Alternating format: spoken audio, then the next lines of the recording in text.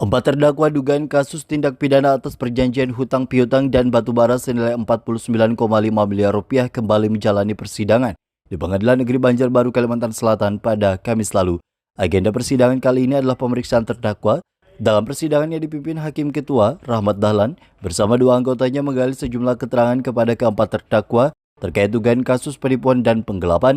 Kuasa hukum terdakwa Dery Novandono dari kantor Equitable Law Firm mengatakan, dalam fakta persidangan terungkap, kasus utang piutang antar kedua belah pihak murni masuk dalam kasus perdata bukan pidana, sehingga pihaknya meminta kepada majelis hakim memvonis bebas kepada keempat terdakwa nantinya. Investasi bodong yang selama ini diberitakan, didengung-dengungkan oleh media selama ini.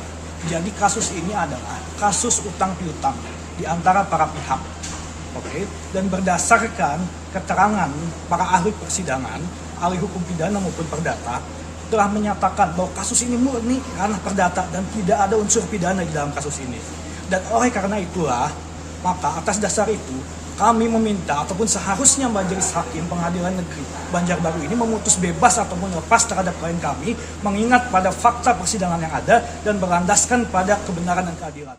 Sementara Andri Cahyadi, salah satu terdakwa, mengaku merasa dikriminalisasi dalam kasus ini lantaran pihak pelapor telah mendapat surat kontrak kerja atau SPK di PT IMM tanpa batas waktu, serta pelapor juga tidak melakukan pembayaran atas jual beli saham.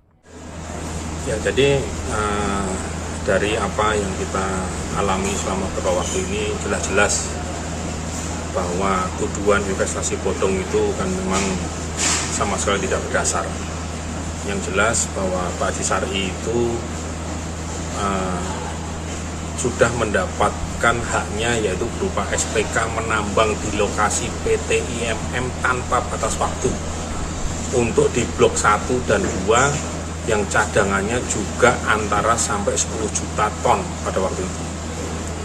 Artinya kalau Pak Haji Syar'i masih meminta pertanggungjawaban atas SPK itu dari mana?